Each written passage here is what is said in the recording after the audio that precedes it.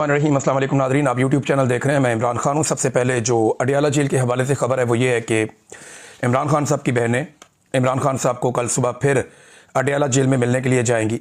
अब इनके दो ही काम रह गए हैं, या तो ये अदालतों में जाते हैं या ये अडियाला जेल में जाते हैं अपने भाई को मिलने के लिए, इमरान खान साहब की खैर खबर लेने के लिए, और दोनों जगह पर इन्हें कोई कामयाबी नहीं मिल रही।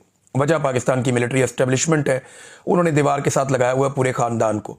इमरान खान साहब के बारे में इंफॉर्मेशन या उनके ख्यालात को आवाम तक पहुंचाने का जो वाहिद मुस्तनद जरिया बाकी बचा है वो इमरान खान साहब की ये बहनें हैं। अब इमरान खान साहब की बहनों को भी मिलने नहीं दिया जा रहा। आखिरी मुलाकात 2 तारीख को हुई थी, उसके बाद से लेकर अब तक मुलाकात नहीं होने दी गई। इमरान खान साहब को लगातार बड़े लंबे अरसे से कैद तन्हाई में रखा हुआ है, जिसको इमरान खान साहब खुद एक टॉर्चर से तशबीह दे रहे हैं कि ये जिस्मानी टॉर्चर से ज़्यादा ख़तरनाक है। मैं इसकी खुद भी गवाही दे चुका हूँ कि जिस्मानी टॉर्चर बहुत आसान होता है ज़हनी टॉर्चर की निस्बत। जब आपको कैद तन्हाई में रखा जाए तो ये आपको तोड़ने के लिए सबसे मौसर हथियार के तौर पे इस्तेमाल होता है। अब इमरान खान साहब की बहनों ने दोबारा जो बात की है, उन्होंने कहा जी कि हम जाएंगे अपने भाई के लिए और हम वहाँ पे रुकेंगी। इमरान खान साहब की बहनों ने कहा, और उन्होंने कहा जी कि हम पहले 12 बजे उठकर आ जाते थे, लेकिन अब हम धरना ख़त्म नहीं करेंगे, 12 बजे के बाद भी वहाँ पर बैठेंगे। उनसे बड़े सवाल किए गए कि आपके ऊपर वाटर कैनन का इस्तेमाल किया गया, आपको परेशान किया गया।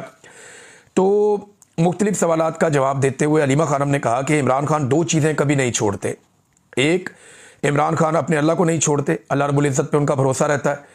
और नंबर 2, वो वर्जिश नहीं छोड़ते, यानी वो अपनी जिस्मानी फिटनेस के लिए कोई ना कोई एक्सरसाइज करते रहते हैं। ये इमरान खान साहब को अगर सेल के अंदर बंद भी कर देते हैं तो वो अपने सेल के अंदर भी वर्जिश कर लेते हैं, वो अपनी वर्जिश की रूटीन नहीं छोड़ते।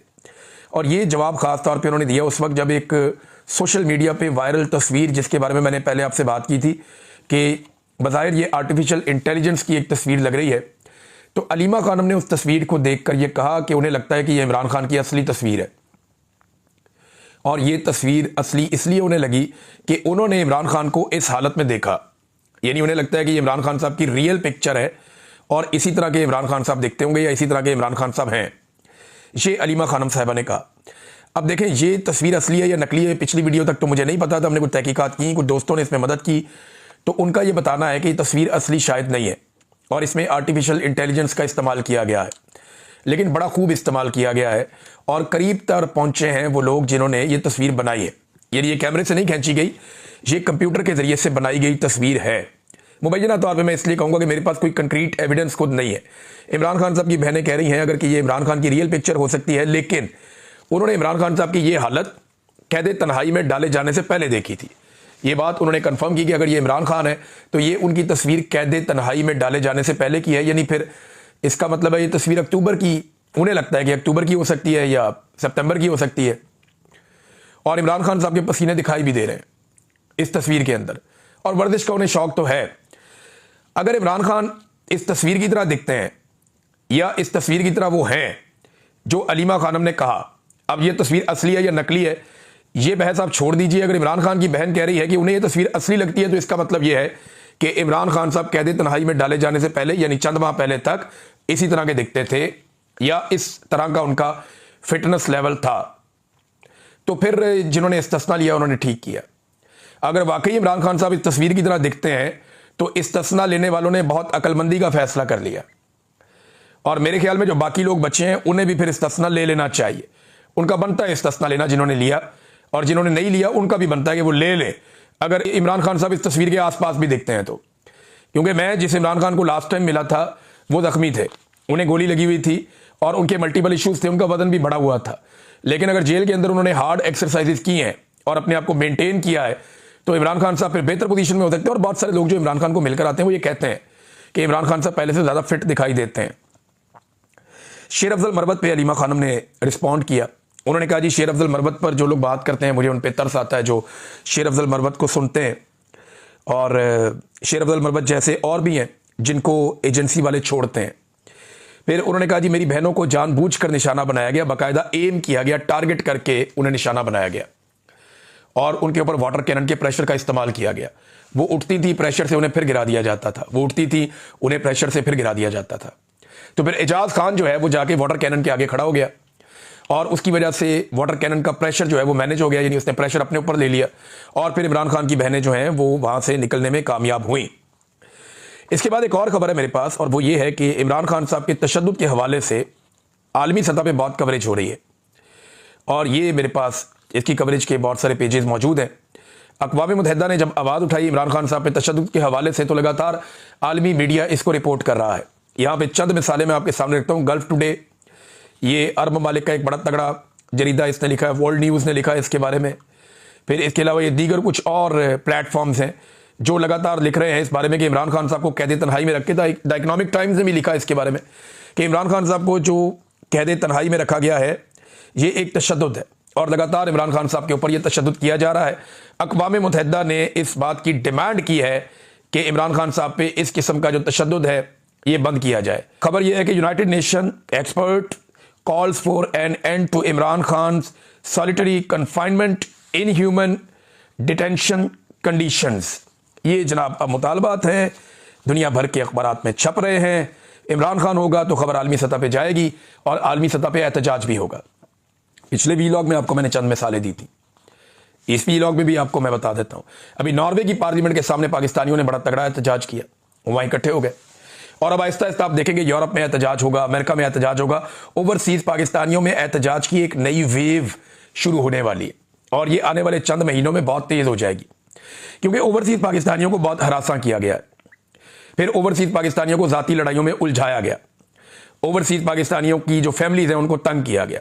लेकिन अब ओवरसीज पाकिस्तानियों ने दोबारा से इकट्ठे होने का फैसला किया है।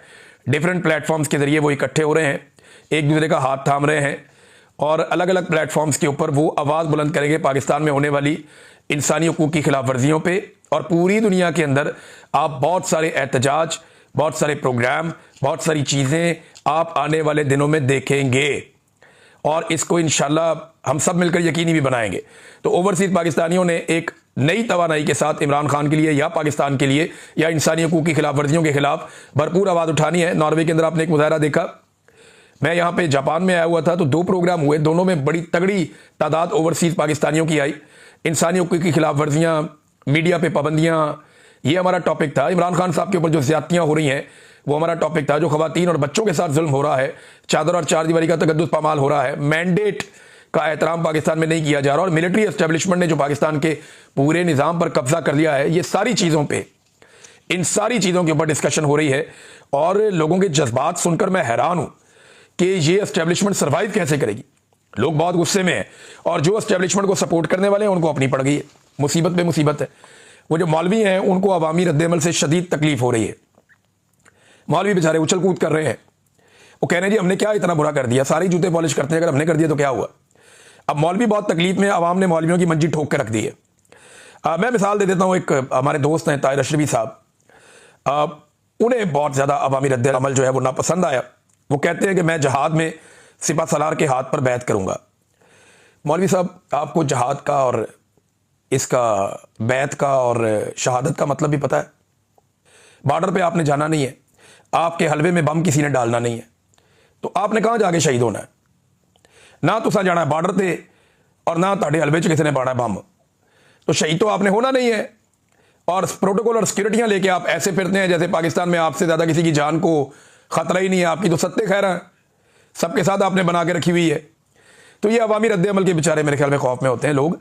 बहरहाल जो जहाद है ना, वो अफजल जहाद होता है जालिम हुक्मरान के सामने कलमा हक कहना, जिसकी तौफीक मेरे ख्याल में आपके पास नहीं है। और इस्लामी रियासत में जहाद फ़र्ज़ कब होता है, ज़रा ये तो बताएं आप। फ़लस्तीन में और कश्मीर में जो भी मुसलमानों के साथ हो रहा है, उसके बाद जहाद की फ़र्जियत पे आप क्या कहते हैं, ज़रा ताहिर अशरफी साहब इस पर भी आप रोशनी डाल दें, और इस पर आपने किस किस्म का क्या मशवरा दिया है। यानी बैत करने का आपको बहुत शौक़ है, जहाद लड़ने का आपको बहुत शौक़ है, लेकिन जहाद होता है बॉर्डर पे, जहाद होता है उन जगहों पे जहां पे जुल्म हो रहा है। आप वहां कब जाते हैं और वहां क्या करते हैं, आपका ट्रैक रिकॉर्ड बड़ा मज़ेदार है, आप कहीं और जाते हैं, वहां नहीं आप जाते। तो ये एक के बाद एक बंदा लॉन्च किया जाता है। एक साबिक क्रिकेटर है, उसको भी बेचारे को लॉन्च किया गया, अच्छा खासा कौम का हीरो था, मगर मिलिट्री एस्टेब्लिशमेंट की चाकरी और नौकरी के चक्कर में बेचारे को नौजवानों की नज़रों में टके टोकरी हो गया बेचारा। मुझे ऐसा लगता है कि इमरान खान से जो इस आदमी का बुग़्ज़ है ना, यानी माजी में ये बंदा, ये क्रिकेटर जो है रिटायर, ये इमरान खान के खिलाफ बयानात भी देता रहा माजी में, और इसका बुग़्ज़ दिखाई देता था इसके बयानात से। यही वजह है कि इसकी अवामी मकबूलियत बहुत बुरी तरह बेचारे की मुतासिर हो गई, अब ज़हनी हालत भी मुतासिर हो गई है गरीब आदमी की। मुझे कुछ दोस्तों ने बताया कि इसके इर्द गिर्द अब पहले जैसी रौनक नहीं होती। पहले ये बैरून मुल्क आता था, पाकिस्तान तो बहुत बड़ी आबादी है, तो वहाँ 2-4 हज़ार बंदा इकट्ठा करना कोई बड़ी बात नहीं होती, लोग मिल जाते हैं। लेकिन बैरून मुल्क जब ये बाहर आया करता था तो सैकड़ों लोग इसके इर्द गिर्द जमा हो जाते थे। अभी वो वाला माहौल नहीं है, 1-2-4 दर्जन लोग बस मैक्सिमम, वो एक पॉलिटिकल पार्टी के लोग हैं और कुछ जो हैं वो जाती ताल्लुक वाले लोग होते हैं, बस वो इकट्ठे हो जाते हैं। बेचारा इश्तिहारात की तलाश में मारा मारा फिरता रहता है और दर बदर फिर रहा है कि मुझे कोई इश्तिहार मिल जाए, कोई मेरी दिहाड़ी और लग जाए। कुछ मुल्कों में इसने जायदादें भी बनाई हुई हैं इस बंदे ने, डॉलर्स और पाउंड्स का रसिया भूखा है। मसला पता है क्या है कि इज्जत मिलती है नियत के साथ।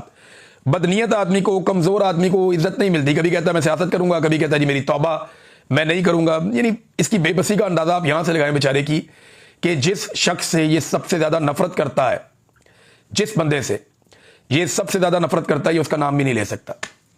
जिससे ये सबसे ज्यादा हसद करता है ना, ये बेचारा उसका नाम भी नहीं ले सकता। कैसा मजबूर, कैसा बेबस आदमी, अंदाजा करें। और मंजीत ठोक दी पाकिस्तान के नौजवानों ने, चंगा भला हीरो था, बेड़ा गर्क करवा लिया अपना जूते पॉलिश करने के चक्कर में। तो ऐसे बड़े आए और बड़े गए। इमरान खान एक ही है।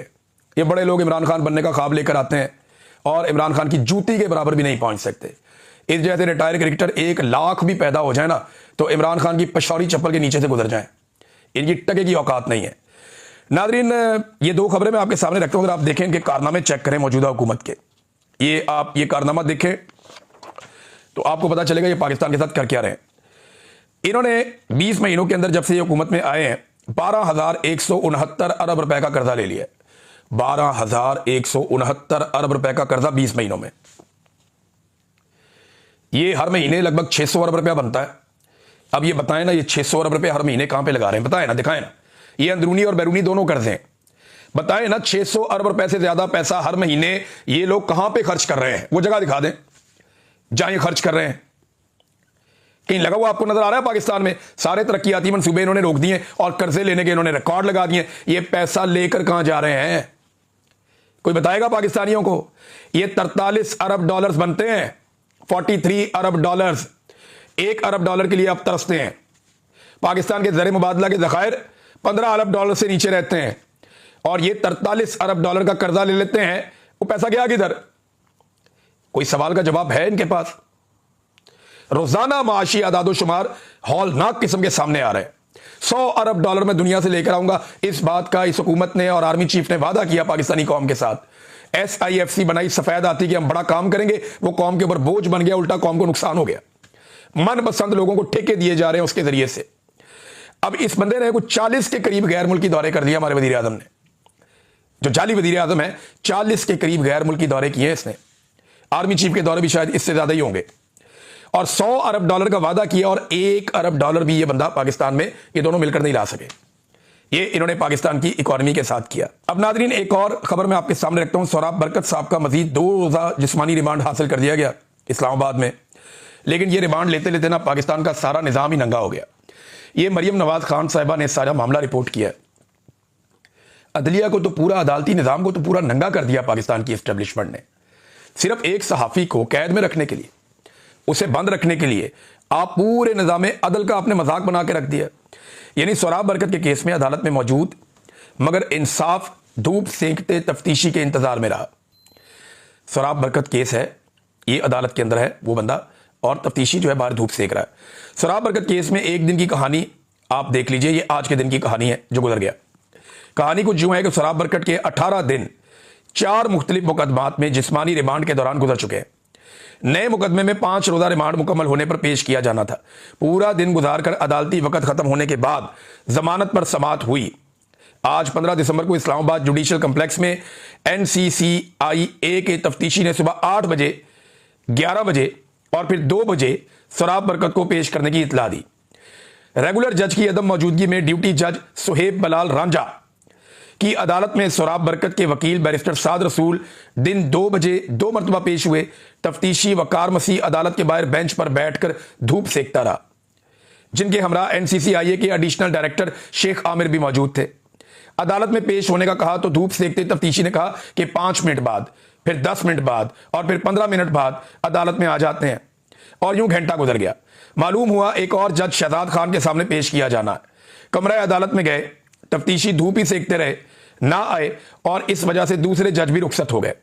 तीसरे जज अब्बास शाह की अदालत को एनसीसीआई के अमले की जानिब से चेक किया गया। वो जज साहब भी जा चुके। तो आखिर में जज मोहम्मद इमरान की अदालत में इंसाफ की किस्मत जागी।